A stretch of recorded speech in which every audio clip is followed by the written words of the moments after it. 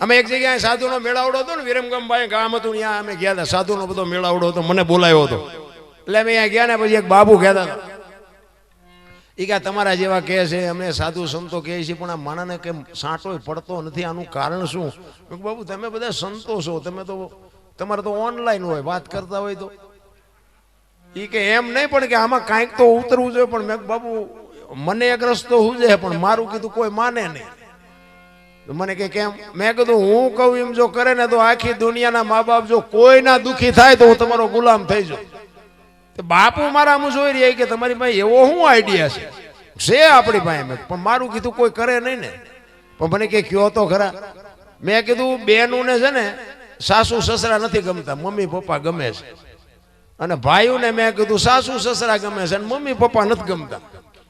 આ બેનું હારે જાય છે ને એના બદલે ભાઈઓ હારે જાય તો સમાધાન થઈ જાય કે ન થઈ જાય? બાપુ એ કાન પકડ્યો હોય કે બાપુ તમારી વાત વિચારવા જેવી, વિચારવા જેવી નહીં. જો આ વાત અમલમાં મૂકી દો, જો બધા આશ્રમ ખાલી ન થઈ જાય મને કહેજો. બેન ને તો અહીંયા મમ્મી પપ્પા મળી રહે, અને આ ભાઈ અહીંયા જાય એટલે સાસુ સસરા અહીંયા મળી રહે. ડખા થાય કોઈ દી? સાચું સમજાતું જ નથી. આ ભજન સત્સંગમાં બધા મારા જેવા તો શું, હું તો કોઈ કલાકાર નથી, આ તો મારું ચમ હાલી ગયું, મારો રામ જાણે. આપણે તમે સાંભળો છો, અહીંયા અમને કોઈ હજી સાંભળતું નથી. એમાં આ લાઈવ છે ને, લાઈવ અત્યારે અહીંયા મારા વિરોધ અહીંયા બેઠા બેઠા હળગતા છે. અમારો દીકરો ક્યાં પહોંચી ગયો છે, આવડો મોટો માંડવો ને એટલા બધા અહીંયા બેઠા બેઠા હળગતા હો. અને ઈવડે હળગે છે ને એમાં મારું હાયલું જાય છે. આપણી નિંદા કરે ને એટલે ગભરાવું નહીં. આપણા નડે ને પછી સમજી લેવાનું કે ઈશ્વર આપણો ઠાકર ત્રાજવે આવ્યો હોય તો જ આપણને નડે. ને કે વર્ષા મેળી સુધી અમને ઓળખે ને પડખે પડ્યા એ અભાગ્યા ન ઓળખે. સમજો ને, ઠાકર ત્રાજવે આવ્યો હોય તો જ તેને. આપણે છે ને જે કરે એને કરવું. કારણ કે અન્ન સમીન ઔષધિ ઝરણા સમૂહ જાપ, કૃષ્ણ સમૂહ દેવતા, નિંદા સમૂહ પાપ. મહાપુરુષો કે છે એક નિંદા જો કરવાનું મેળ પડી જાય ને બંધ કરવાનું તોય બાપુ મેળ પડી જાય. એક ગામ હતું ને એમાં 4-5 સાધુ આવ્યા. એક તમને દ્રષ્ટાંત આપો. 4-5 સાધુ આવ્યા ને એટલે ગામમાં સોરો અહીંયા રીતિ સીધી બધી બેઠી હોય, અહીંયાથી નીકળ્યા એટલે અહીંયા કે અમારે હરિહર કરવું છે, કોઈ ઘર ખરું એ કે આમ હેલા જાઓ છેલ્લે એક ઘર છે અહીંયા બધા બાવા સાધુ હવે જાઓ. અહીંયા ગયા ને પતિ પત્ની રહેતા હતા ને અહીંયા કીધું એ કે અમારે હરિહર કરવું છે.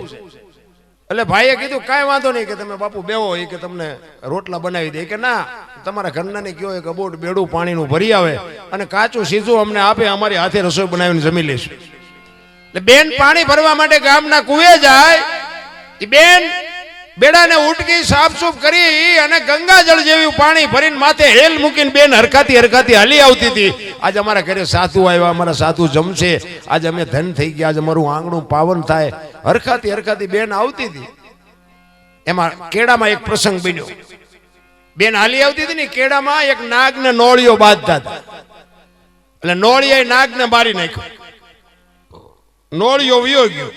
ઉપર હમણી ઉડતી હતી. આ નાગ છે ને હમણીનો શિકાર છે.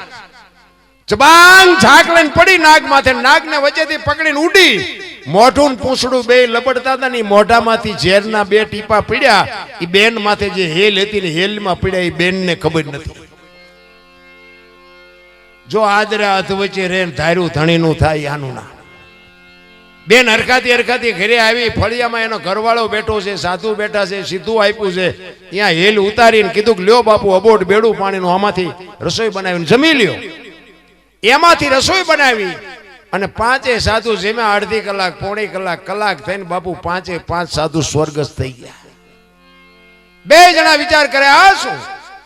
કાચું સીધું આપ્યું, ચોખ્ખું પાણી લાવ્યા, એમની હાથે રસોઈ બનાવી અને આ બન્યું શું? 2 માણા મૂંઝાણા. હવે શું કરવું? અહીંયા 2 માણા મૂંઝાણા, સ્વર્ગમાં વિધાતા મૂંઝાણી. આ લખવું ગુના ખાતે. આ 5 મેરે ભગવાને માર્યા એમ તો કહેવાય નહીં. નોળિયો દોષિત નથી, નાગ દોષિત નથી, હમણી દોષિત નથી, આ 2 માણા દોષિત નથી. તા લખવું ગુના ખાતે. વિધાતા ભોળાનાથ માં આવીને કહે છે પ્રભુ આવો પ્રસંગ બન્યો, હવે આ લખવું ગુના ખાતે. એ કે નોટ ને પેન લઈ લે, હાલ મારી આવી. ઈ જ ગામમાં આવ્યા તો રીતિ સીધી ઘડિયાળના કાંઠે આવી જઈ હોય. અહીંયાથી નીકળ્યા ઈ કે અમારે હરિહર કરવું છે, રાત રોકાવું છે, કોઈ ઘર કરવું કે હાલા જાવ આમ કાલ 5 ને માર્યા સાથ તમારો વારો, ભગવાન કે લખ આમના ખાતે ભલે ભોગવે આવડા. ઈ ચમ મર્યા એ મને ખબર છે, આમને ખબર છે, લખ લખ કે ભલે ભોગવે, કોકના ગાળિયા આપણા પગમાં કરી જાય. સારું ન કરીએ કો તો કઈ નહીં, કોઈનું હિત ન બોલો ને તોય ઘણું. આ આવડા મોટા માંડવા નાખ્યા એમાં બધાનો સહકાર નહીં હોય. 100 મણ દૂધ બગાડવામાં 60 ના ટીપા 2 જ જોવે, આખા ગામની જરૂર ન પડે. 100 મણ દૂધ હોય ને બગાડવું હોય તો વાર જેટલી. એટલે આવું કરે ને અહીંયા 60 ના ટીપા જેવા જ હોય, પણ હલવી લેવાનું હોય. મહાપુરુષોએ તમને મને બાપુ શાન કરી છે. મને તો એમ થાય કે જીવે એવું ટાણું આવ્યું છે. ભલા મને કેવો સમય મળ્યો છે. આપ વાહ તમે જુઓ તો ખરા, આપણે થીગડા ઉપર થીગડા ઠબકારી ઠબકારીને બાપુ મોટા થયા.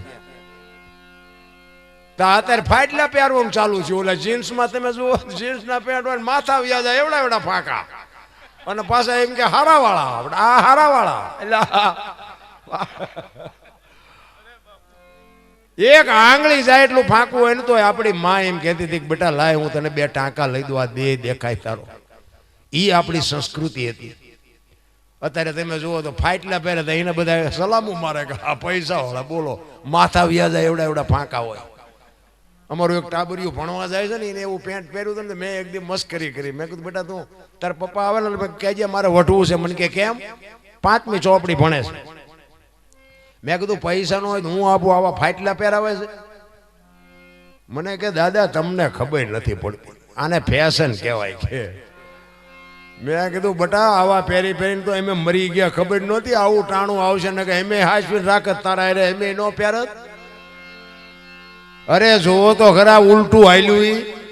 સાચી વસ્તુ સમજાતી જ નથી. આ માલધારી સમાજ છે ને, ઓલા ઘેટા ઉપર ને હાંડિયા ઉપર ને ઓલું આમ ઓલો કાતરીને ફૂલડા પાડતા હતા, ઘણા જોયા હશે. જોકે તમે માલધારી સમાજને તો ખબર જ હોય. એ ફૂલડા પાડતા હતા ને તેથી આ બધા ભણેલા શું કહેતા હતા, એ કે આ બધા ઢોર ભેગા રહે ને ઢોર જેવા જોવો ને ફૂલડા પાડીને બિચારા રાજી થાય. અત્યારે કરોડપતિના છોકરા આ ફૂલડા પાડે, બોલો આઈન પા ટોકો હોય ને આઈન પા કાન ટાઈકો હોય. નથી લાગતું કે આપણા ગઢાનું આવ્યું પાછું? અરે જોવો તો ખરા ઊંધું હાલ્યું. તમે જુઓ, એક 2 કિલો 4 કિલો ઘી ચોખ્ખું લઈને આમ બજારમાં રાયડું પાડજો, ચોખ્ખું ઘી છે, ચોખ્ખું ઘી ખપે મને કહેજો. અને ઓલા દારૂ બાવળિયા વેસે તો પીપળા ખપી જાય. બોલો આપણી નજરની વાત છે ને, આપણા અનુભવની વાત છે. આપણે ભલે પીતા ન હોય પણ ખબર તો છે જ ને કે આ ખપી જાય છે. તો નથી લાગતું કે ખાવા પીવાનું ક્યાં થોડું છે, આની વાંહે આટલું બધું બરબાદ. અને બાબુ હું તો એમ કહું છું કે આવા વ્યસન હોય ને છોડી દેજો મારા બાપ. તમે છોડી દો ને કદાચ 5 રૂપિયા વધશે મારા ઘરે તમે નાખવા નથી આવવાના, પણ એમાં આમાં કુટુંબ જે બરબાદ થઈ ગયા છે ને, તમને વિશ્વાસ ન આવતો હાલો મારી ભેગા બાપુ હું તમને દેખાડું કેટલા કુટુંબ બરબાદ થઈ ગયા. એટલે કહું છું આ પૈસાની, દેહની, આબરૂની, ઇજ્જતની બધી બરબાદી બાપુ આમાં છે. એટલે કહું છું એક હામટું ન મુકાય, પણ ધીરે ધીરે બાપુ હોય ને તો છોડી દેજો. જોકે તમારે માલધારી સમાજમાં તો ઓછું છે, જોકે અત્યારે કોઈનું કહેવાય એવું નથી. ત્યારે સમાજ તો બાપુ કોઈ બાકી નથી એ ભેગું, પણ તમારામાં તો ઓછું હોય છે મને એવું લાગે. અને એમાંય બાપુ વડવાળા જેવો દેવ, અમારે તો દૂધરેજ બાપુ અમને પાવર થાય. અમારા જિલ્લાનું ને અમારા તાલુકાનું ગામ, હા દૂધરેજ, અમે એના ખોળામાં બેઠા છે. વડવાળા જેવો દેવ હોય ને બાપુ ઘટે નહીં કાંઈ, પણ આપણે જો કંઈક એની આપણી મર્યાદામાં રહે તોની વાત છે. માં ભગવતી ખોડિયાર જેના કોળમાં પૂજાતી હોય બાપુ એને હું ઘટેરામ. અમે તરણેતરના મેળામાં એકવાર ગયા ને, બધા કલાકારો બધા ઘણા બધા આવતા. અત્યારે આવે છે તરણેતરનો મેળો હોય ને એમાં બાપુ ભજનની રાવટીમાં ભજનની મોજ બહુ થતી હોય. બધા સાહિત્યકારો, કલાકારો, આવા બધા સાજિંદાઓ બધા તરણેતરના મેળામાં 4-5 દિવસનો પ્રોગ્રામ હોય, બહુ આનંદ કરવા અમે કાયમ જાય. અને હું થાનમાં નોકરી કરતો એટલે તરણેતરના મેળામાં હું બહુ જાતો.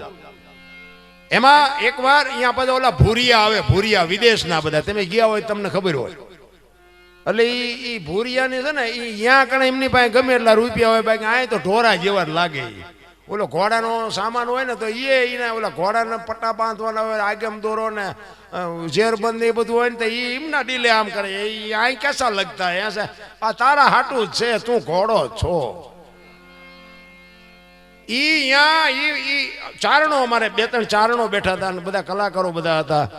ઈશ્વરદાનભાઈ ગઢવી હતા, એ મને ખાસ યાદ છે. આજે એક સાહિત્યનો બાદશાહ કહેવાય, આજે આ દુનિયામાં છે નહીં, પણ એ ઈશ્વરદાનભાઈ ગઢવી આ વાત કરેલી. અમે અહીંયા હતા જ, બેઠા હતા. ઉપેન્દ્ર ત્રિવેદી, અરવિંદ ત્રિવેદી બધા ત્યાં હતા. અને એ ભૂરિયા કંઈક વાત તો કરતા એનું હું તો નહોતો સમજતો, પણ એ મને આમ પછી વાયેથી ખબર પડી કે આનું કહેવાનું આમ થતું હતું. એ કે તમે આ ભજન ગાઓ છો, ના વાર્તાઓ કરો, ના તબલા વગાડો, ના બેન્જા વગાડો, ના દેકારા કરો, આમાં તમને વળે શું? એ કે વિદેશમાં અમારા દેશમાં જોવો કેટલું વિજ્ઞાન આગળ છે, તમે હજી કે આમાં નામાં પીડ્યા છો. અને પછી બાપુ ઈશ્વરદાનભાઈ ગઢવીએ માં ભગવતી ખોડિયારની વાત કરી લી. એ કે ભૂરિયા તું હા ભાઈ, એ કે અમારા એક મામડિયા ચારણની હાથ દીકરીઓ ને ઈ આવળ જોગળ તોગળ સાસભાઈ બીજભાઈ હોલભાઈ માં ભગવતી ખોડિયાર ઈ હાથ બહેનો ને એકનો એક ભાઈ મેરખ્યો એને હરપ કરડે. અને વૈદ આવીને એમ કે પાતાળમાંથી કૂપો લઈ આવો. દીવ ગયા પહેલા જો કૂપો આવે ને તો આ દીકરો બેઠો થાય. તેદી માં ભગવતી અમારી ખોડિયારે ભેળિયાને ગાંઠ મારી અને હુરદને કીધું તો કે હે હુરદ, હે મારા બાપ, અમારી હાથે બેનુનો વિહામો વિયો જાહે. તારે જોતા હોય તો અમારી હાથે બેનુના જીવ કાઢી લેજે, પણ મારા ભાઈને કાંઈ થાય નહીં, કૂપો આવે નહીં ત્યાં સુધી મારા બાપ તું ઉગજો નહીં. તેદી મેં કહ્યું એ કે અમારી દીકરી જો હુરદને ઉગતા રોકી શકે, તારું વિજ્ઞાન રોકી શકે? ઈ અમારી ખોડિયા. વિચાર કરજો, ઈ માં જેના કુળમાં હોય ને હું ઘટે મારા રામ.